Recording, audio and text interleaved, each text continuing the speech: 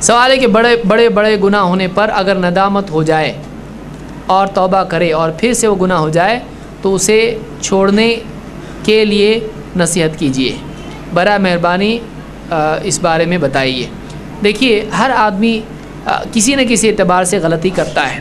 اللہ کے نبی صلی اللہ علیہ وسلم فرماتے ہیں کل بنی آدم خطاء، آدم کی اولاد سب کی سب خطا کار ہیں، غلطیاں ان سے ہوتی ہیں۔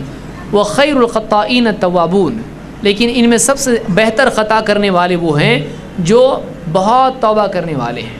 تو آدمی سے چھوٹی غلطی، بڑی غلطی، چھوٹا گناہ، بڑا گناہ جو بھی ہوتا ہے اس کو اللہ سے مایوس نہیں ہونا چاہیے اور اس کو اللہ سے توبہ کرتے رہنا چاہیے، لیکن گناہوں سے بچتے بھی رہنا چاہیے۔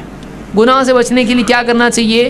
گناہ کے ماحول کو چھوڑ کے نیکی کے ماحول میں آنا چاہیے۔ دیکھیے، وہ آدمی جس نے 99 قتل کیے تھے اس کو عالم صاحب نے کیا بتایا؟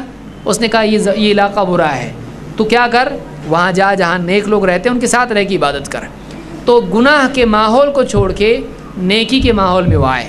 اگر ماحول کی وجہ سے گناہ کر رہا ہے، اگر ماحول کی وجہ سے گناہ اگر نہیں ہو رہا ہے بلکہ اندر ہی گندگی ہے، تو ایسے آدمی کو چاہیے کہ وہ اللہ سے ڈرے، آخرت کو خوب یاد کرے، موت کو خوب کثرت سے یاد کرے، اللہ سے دعا کرتا رہے، استغفار کی کثرت کرے، اللہ کے ذکر کی کثرت کرے، نمازوں کا اہتمام کرے، نوافل کی کثرت کرے، روزوں کی کوشش کرے نوافل کی، اور اسی طرح سے وہ یعنی کسی معلم کی صحبت میں رہے اور اس کو اپنے اوپر نگراں مقرر کرے کہ اپنے اندر جو کمیاں ہیں اس کو بتائے تاکہ اس کی طرف سے اس کو اصلاح ہو اور وہ اس کا حل بتائے۔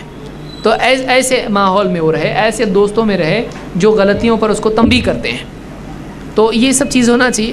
دین کی کتابیں پڑھیں، قرآن کی تلاوت کریں اور علماء کے بیانات سنیں، ایسے بیانات سنیں جس سے دل صاف ہوتا ہے۔ یہ سارے کام کرے گا تو انشاءاللہ گناہوں سے بچنا آسان ہوگا۔